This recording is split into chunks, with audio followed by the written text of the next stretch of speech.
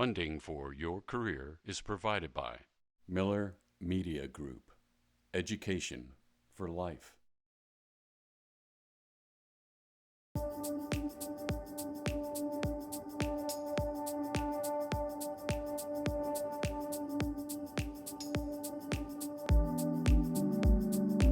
Nobody said citizenship was easy.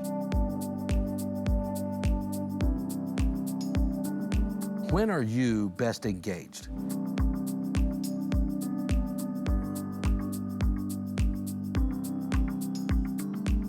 When it's something that you're passionate about.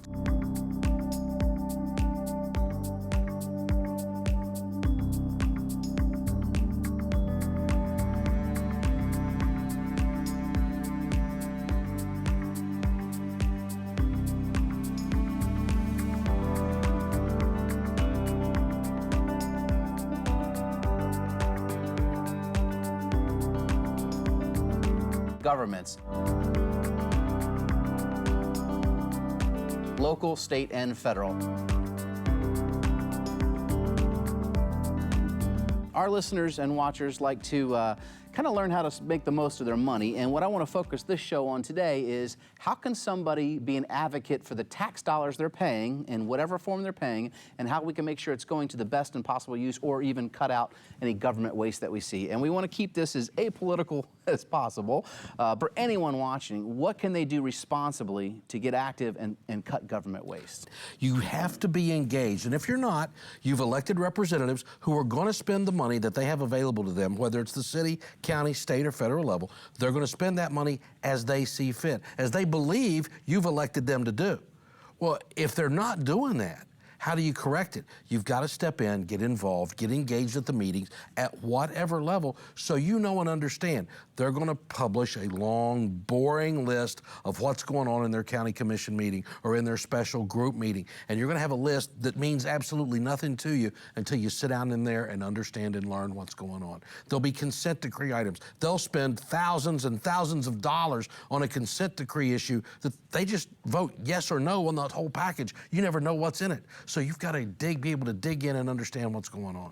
So let's go there. So we talked about public meetings. So Sure. Let's start on the most basic local level. So we have city governments, municipalities, county governments, typically county commissioners, things of the like. School boards on that level too. School boards is a county government, and these meetings are all public notice. So they're going to be posted on the county or whatever municipality's website. So that's Sure. the first place they can go to. Legally noticed in Florida today because it's the paper of record in this community. Right, so they have to put notice out there. So the meetings you can be easily made aware if you care to take a look. I advise people to show up and sit through like a county commission meeting at least once. It can be a very boring experience. It's either that or run a drill through your head, one of the two, but yeah. But going through that process, they'll learn how you can speak at one of these meetings. You have to sign Sure. up, you have to state who you are. It's all public record, and today it's all video archived, and I think most of our meetings are even broadcast here on local TV as well. Sure they are. So where should they start? Should they look for something that they think personally is a waste item? For instance, here in our local government right now, we have a problem with roads. And you hear the political pundits clamoring, we need new taxes for roads. You and I are both on the side that we don't think we need any new taxes, Right. but regardless, how do we dig in and find out where they're spending the money on the roads? How does someone do that? When are you best engaged? When it's something that you're passionate about, something that gets you here, something that's important to you. Find that issue. Follow it. See if it's being funded appropriately, or if money's being taken away from it and done with it and going to somewhere else that you don't think is an appropriate expenditure of government funds. Take a look at that. Now, you've got to have a philosophy about what government should be spending money on. Right. Okay, you and I know where we are there, and as little as possible. Certain infrastructure things, safety, roads, schools, drainage, those kind of things, infrastructure, Right. and public safety is where we're looking. I don't even think you need to fund a fire department. A volunteer fire department in my hometown of Indian Harbor Beach is more than effective and more than efficient. A little tougher in a bigger city, maybe. I don't know. My brother's a volunteer firefighter just outside of D.C. in one of the nicest firehouses you've ever set foot in. Yeah. And they only have 2 paid staff, and the rest are volunteers. They have over 100 volunteers in the station. So we could go to a model like that in some of these communities, Satellite Beach, for example, spending a lot of money on a fire department. And I know the guys on the fire department, they're good people. Right. They are dedicated professionals. They're doing a good job. Do they need 30 of them? No, but Right. I'm not saying take their jobs away. I'm saying restructure as it's appropriate to do so through attrition, and at some point minimally staff your fire station with a couple of guys per shift, and then have the volunteers in the community be there. The barber, like on Andy Griffith, taking off. Floyd takes off the jacket, right? And runs out and puts on the fire hat, and they all go. That still works in America. But you got to be passionate about what you're talking about. Well, you touched on a great point there. Employment costs are huge. Labor in any business or operation is a huge cost. And what the problem is in private enterprise, when you need to staff up or hire more people, there's more business, you expand, you hire more people. But as soon as, if business goes slower, shuts down, you have to lay people off. It's just the natural order of things. And we are going to go through recessions and expansion in our economy. Our government never wants to lay anybody off. Right. And so that seems to be a problem, but that's probably a topic for a whole other show in and of itself. Well, you've got the legacy cost of those employees too, Right. whether they're on the FRS retirement system or whatever system they may be on. And there are several choices for municipalities, and that can be a tough nut to crack too. All right, so we've talked about going to these meetings as an advocate for like the county commissioner, the school board, even in city and local governments. Now let's talk about, you brought up a great point, find an issue you're passionate about, whether it's, animal shelters or, the education of our children, whatever it is, show up to these meetings and find a particular niche. So how does one go about finding out what part of the budgets are mandated or mandatory from higher ups, the state or federal government, unfortunately, are going to tell our people how to spend money, and even though I would disagree with that, but there's discretionary spending in every budget. How does the average citizen know what that spending that is discretionary, that they can call their local representative and say, hey, what are you doing? It goes back to being engaged and being an informed citizen, and call that representative, call that school board member that you voted for and say, I want to talk to you about the budget. Number one, they'll be shocked that you called. Number two, they'll be happy to sit down with you and explain to you what they know. There's a learning curve, even for them. A new school board member, a couple of 3 years before they're fully grounded and ready to actually talk legitimately about the restrictions on their budget. What is mandated by the feds? What is mandated by the states? What are categorical funds? Well, it means that certain monies have to be spent for certain things. You can only use certain money for construction projects. You can only use certain monies for in school, in the classroom type things. The other things could be discretionary, not a lot of discretionary money, which is a big surprise. And that's actually the truth with the county commission as well. They talk about these road funds, and you and I look at things that they're spending money on, and we'll say, you know what, if they weren't spending that, they'd have that much money for roads. Thing is, that money goes in that bucket, and it can't come over here to this one, which is ridiculous, but it can't. So how does the citizen affect change for that? Well, by going in and being the advocate for doing what's right with the money. You've done it on the school board level. You've served as a volunteer for one of the school board members, showing them how they can save money on insurance. And they've done so to the tune of millions of dollars. That's a huge service you provided for this community. If someone would do that for the county commission and show them, right now they're giving $500,000 of our tax dollars away every year to charitable organizations. Their excuse is, well, some of these things the county would have to do if there weren't this charitable organization doing it. Yet I've seen duplicate services within the list of people who are begging for money from the commission. It's not the county's role to be charitable. They are taking this money at the point of a gun. Do you get in trouble if you don't pay your taxes? You bet you do. So what right do they have to give that money to charity? Absolutely none. We're starting to see a mindset change there. I hope it's successful. It may take a year or two to get it done. Yeah, that's going to be a good one to get undone, because I it's think only like $500,000. It's not going to pave a lot of roads, but it's the principle that if you're taking money in taxes from the people of Brevard County, they have a right to expect a service from that money, and for you not to be giving it away frivolously. Well, for instance, every one of our local municipalities has to put forth a budget for themselves, whether it's the cities, small governments like Satellite Beach, Cocoa Beach, or the county as a whole. And every one of them has vehicles that they have to put gas, fuel, and maintenance in, and they all budget based on what they think the forecast is for how much mileage they're going to drive. Our school buses, well, it just so happens in the last 24 months, collectively, with all the governments in our county, Brevard County, we're talking north of $6 million in savings in fuel costs from what they had budgeted. Plus gas prices went down. Yeah. Where'd the money go? What'd they do? It is sitting there in that budget for that fleet department or the police maintenance garage or whoever is responsible for handling those dollars. It's sitting there in their budget waiting to see what they're going to do with it. Wouldn't it behoove our local governments to have some kind of fiscal oversight committee that allows them, hey, we're overfunded out of this bucket, let's move it over to this bucket? You would think so, but they did it in Satellite Beach. It worked for a couple of years, and all of a sudden, the good old boys in town who liked big government spending. Now, the new city council at the time in Satellite Beach had reduced taxes, had put money back in the rainy day fund. I forget what that's called, but they put money back in there, and they were providing the same level of services. Nobody had been laid off, anything like that. Nobody suffered a pay cut or anything else. But they started voting those people out of office that were being fiscally responsible. So it just depends on what community you're in. They want more and more services. It's a double-edged sword, and it works both ways. Yeah. So, you know, sometimes people cut programs, people get upset. Like locally, we had schools that were announced closures a few years ago. Quite a big ruffle, and feathers were ruffled. Elections happen. Speaking of elections, we have elections coming up again. So this is a time for change. And with these elections, what I care about is that you're an educated voter. I believe it is your right as a citizen, obviously, to vote, and I think it's your duty to get educated before you vote. And obviously, we're going to have philosophies on both sides of the aisle or other parties. We have mainly, unfortunately, still just a two-party system here. But I think we have a political revolution going on where people are tired of the status quo from any party leaders. And so you're starting to see people advocate for more change, which I think is a good thing for you and I as the John Q public. So with these elections coming up, what do you think is the best avenue for the average citizen out there to educate themselves on all these different races? And because obviously the local paper, they're going to have their slot or their endorsements, and they're going to be slanted one way or the other depending on the committee that wrote those endorsements. You as a radio personality are going to have your opinions on this, but how does someone get the best well-rounded view of all these candidates? To be engaged. I'm not saying you have to chase these candidates to every forum, but you need to go to a forum or two, especially in the races that are of particular interest to you.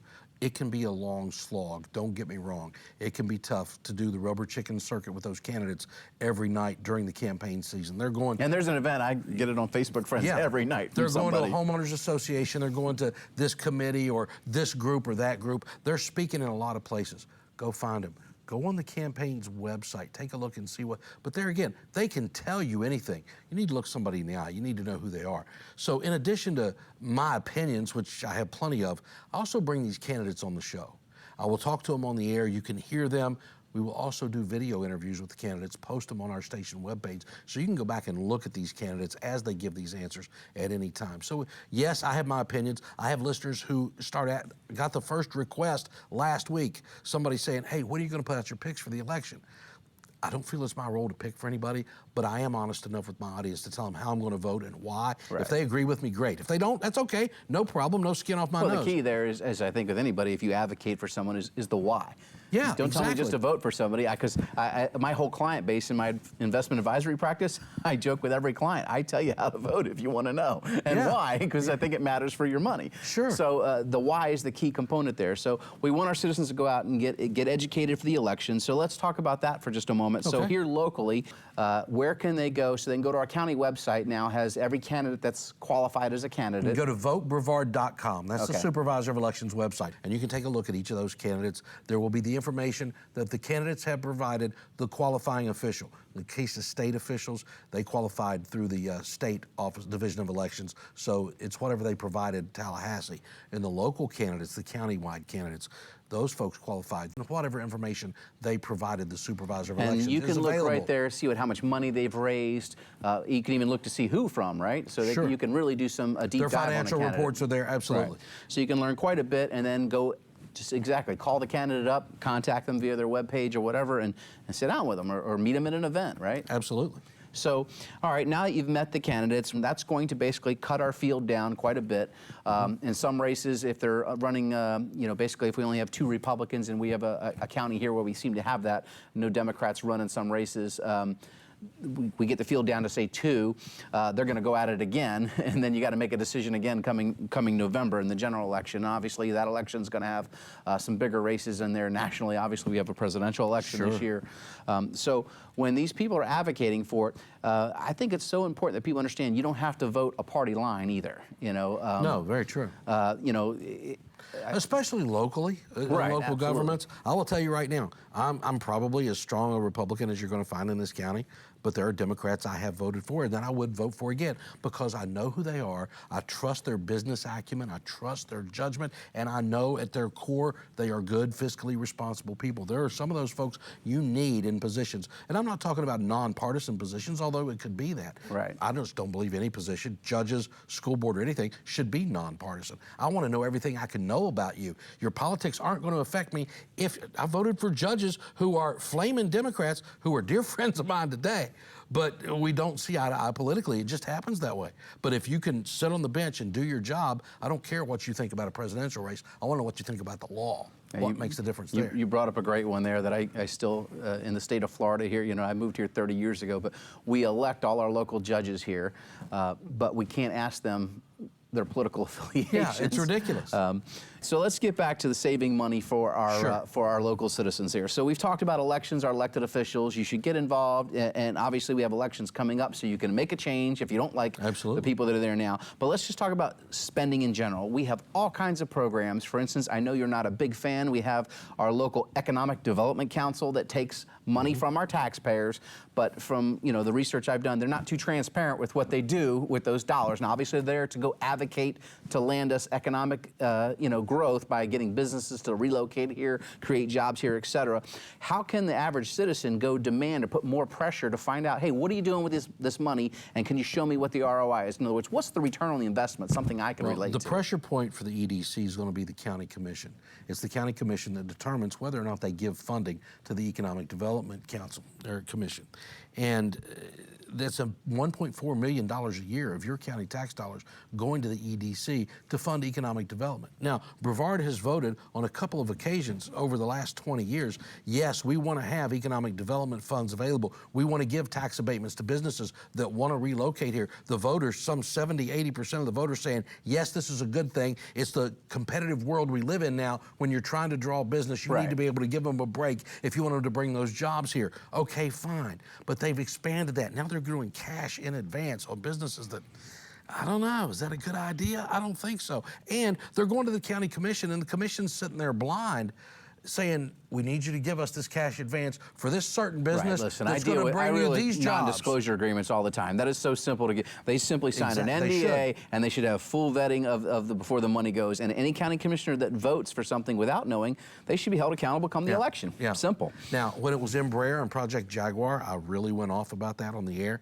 And not that that's not been a good thing, but either the county commission didn't know, or they were lying to the public at the time. There were some commissioners after the fact said, oh, well, we knew what it was. Well, then you lied to the public when you said you didn't know what it was. Which is it? I don't mind you as my elected official being able to sign a non-disclosure agreement. I elect you to do that so I don't have to. Right. So go ahead and do the job I ask you to do. But don't give money away without knowing what's going on. I would concur with you in there. I want them to know what's going on. Absolutely. So we have the groups like the EDC, regardless of the thoughts, good, bad, or indifferent. Then there's other ones like the TDC, or our Tourism Council, that, I just went across the state to visit my wife's parents and drop my son off for a week at his grandparents, and there's signs, for our local community here. And most people, vacationing from 30 years ago, you drove down the interstate and you picked a hotel. Today, you've already got it mapped out because of technology. Your hotel's booked, your stay's already routed. So aren't those dollars maybe being wasted, or could they be spent in another way? The one time I have seen this be effective where the citizens have been able to say no was when the TDC, Tourism Development Council, wanted to take, that's the 5% bed tax, or 10% bed tax, whatever it's, right? 6%, or 6 cents, I don't know, whatever it is now. They wanted to take some of that money and build a lemonade stand on I-95 up around Mims, right? And they wanted, people driving I-95 that are already in your county aren't going to stop in your county if they hadn't already planned it. Giving them free orange juice and a brochure about going to Ron John's ain't going to work, boys and girls. Let's be smart about how we spend this money. The billboards you reference, don't even mention how to find information about Brevard. No website to go to brevard.com or visit brevard.com or anything like that. It was very poorly spent dollars. And they spent $67,000 on a statue of Ponce de Leon in Melbourne Beach. Really? My sister came and visited me a couple of times and bought a condo in Cape Canaveral. She brings friends with her all the time. I've earned the 67 grand. Old Ponce hadn't done it. Come on, pay me. I brought more tourism than he ever did. It's ridiculous. They need to spend their money more intelligently. market yourself in Minnesota, market yourself in Buffalo, Well, so where for people will instance, come down for the winter. I you grew know? up mainly in Northern Virginia on a farm, and Sure. I to this day remember I need it bad. It was a commercial for Florida tourism, for Central Florida. Yeah. They ran these commercials. I need it bad. It was someone pushing a car falling down the snow. I need it bad. Next thing you know, there's a song come on. You need the sunshine. You need the whatever it was of Florida, and it got people to take vacation. Now, Anita that was, Bryant with a glass of orange juice. Here we go. That's Let's smart go. Yeah. marketing because Sure. let's get out of town and let's take a Spend weekend it where in the you're sun. going to find your clients. Right, absolutely. Instead of taking these extravagant vacations, going to China, going to Japan, okay, yeah, those folks are really looking to come to Brevard, unless they're looking at how to build rockets, in which case there might be something to do there. But market to where your visitors are going to come from and give them a reason to come here. Now, things are going great in Brevard. It's a beautiful place. I love living here. Nothing like living in Brevard County, and lots of things to do. There are some touristy things growing in Brevard. That's a good thing. There's a new putt-putt place in Cocoa Beach. I think it's a lot of fun. They've done a good job with it. I'm not aware that it got any tax breaks to go be built or anything, right? It's something that's going to enhance what's going on in that community. Speaking, I'm a local business owner, and look, I believe too we're a competitive environment. To bring large employers, we have to be competitive to what we're against. But how do we know? How do we trust that what somebody else is offering that we don't over-offer? You know, and what's the incentive on the group that's giving these offers out? So that could take some further looking. So let's talk down to some of the county governments. So explain to me, what is a CRA? It's a community redevelopment area or agency. It's what cities use to redevelop a blighted downtown, if you will. Now, blight's a word that's got any definition that the city council wants to throw on it. The problem is these CRAs have been misused for so long. It used to be to upgrade a downtown area and that type of thing. I've seen CRAs created and used to force sign regulation changes, and your church, whose sign was compliant last month, is now not compliant, but they've got a $1,500 grant from the CRA for you to replace your sign under the new regulations. Well, it was just good last year. Why is it not good now? So they're using it to force their will on people for crazy changes. Economic development zone, very much the same thing on a broader level, on the county level. Robin Fisher created one in North County with the North Brevard Economic Development Zone. They've already committed millions of dollars out of there that haven't been generated yet to various businesses. They're going to be put into that economic development zone up there. When so done what can properly, a citizen do to make sure there's some kind of return on that investment? How can people advocate, saying, show me what this has benefited? I want to see it in a report. I want to see numbers. I want to see engaged real data at the city level and ask them what's being done with that money. You're going to have to press city governments, especially city managers who come in and let's face it, they got educated in how to run a city government, how to grow a city government. They don't want to be questioned about what they're doing. They don't want you thinking that they're not appropriately spending that money. They don't want political turmoil coming down on their head. But you've got to go look at that. You've got to look close. Satellite Beach, their original CRA was put together to deal with uneven lot sizes or something in that particular area. After 20 years, they've never addressed the problem they were created to address. Never. Well, we have that in many facets of government today. So, Bill, I want to give you a local circumstance that has come to my attention. A dear friend has owned a property for 35 years on Shell Street in Satellite Beach. 6 tenant occupied units. It's a multiplex. It's been there for 35 years. She rents out to tenants. This is her only retirement income. Her husband left her. And they came through and upgraded the roads to the city of Satellite Beach and wiped out all the parking. And now the road have turned it in and put up signs creating that this is public beach parking. And now she has a building with 6 tenants and no parking that has been established for over 35 years. What can someone like that do to fight the city? You mean other than balloons filled with paint coming from the top of the building when somebody parks there? It's an interesting question. First question is property ownership. Who actually owns the property that the city came in? Did they take it by eminent domain? If they did, do they owe her some money? Was it the city's property to begin with? Did she have a right-of-way or an easement that had existed some period of time? It's going to take a lawyer to get involved here because I don't know the ins and outs of this, but it sounds like she's certainly been wronged, and knowing the city of Satellite Beach, there's not a sympathetic ear to be had. Those folks don't care about residents. They don't care about businesses. They care about running the city the way they want to run it. Might take a lawyer. It might take a lawyer from Jacksonville. It might take a lawyer from Atlanta. because taking on City Hall You is would not an think easy that the thing to do. project manager or the on-site construction manager would have noticed, hey, I'm about to cut these 6 driveways off here and pave them, make them public road. Maybe I don't knock on the door and give the heads up to the owner and let them know what's going on. No notification. City Hall said any this. kind. City Hall said this. That's what I'm going to do. They're responsible, not me. I'm just doing what I'm told. So- That's the problem. Well, hopefully our citizens have paid attention today and can become great advocates for themselves. I hope so. And That's tough. That's a tough circumstance. I It's a hope tough issue. hope she has some success there. So let's talk about, this is a new economy and some fantastic businesses that are very innovative popped up through what we call now a sharing economy. And this is like Lyft and Uber for ride sharing services. And now you have cab companies up in arms. It's through like places like Airbnb and VRBO where you can rent a house or a condo, and they're all over here. And now people are getting, the county governments are trying to overreach and regulate, and because of course they want, regulate means tax, right? Right. And tax somebody for making money.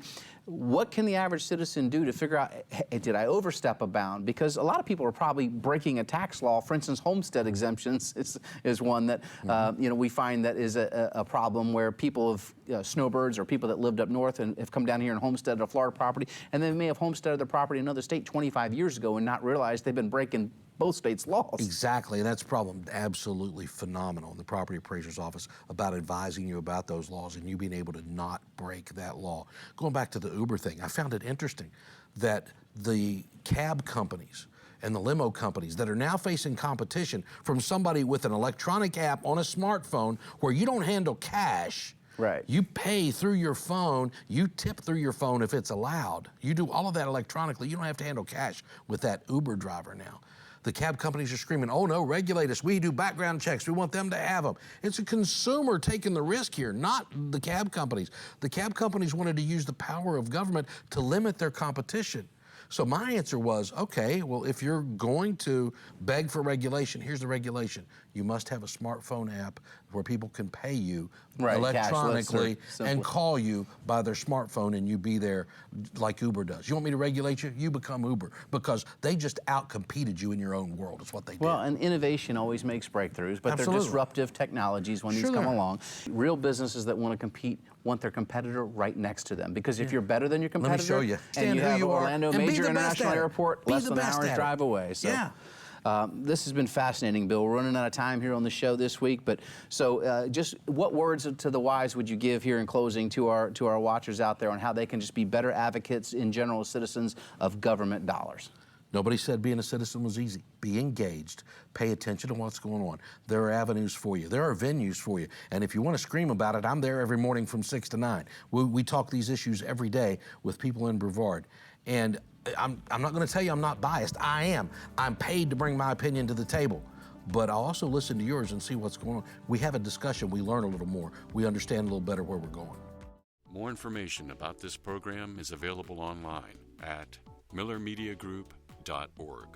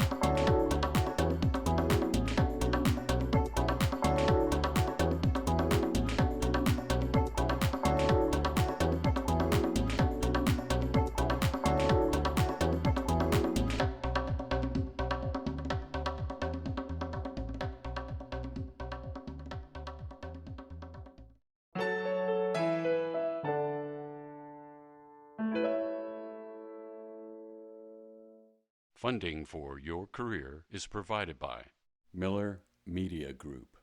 Education for life.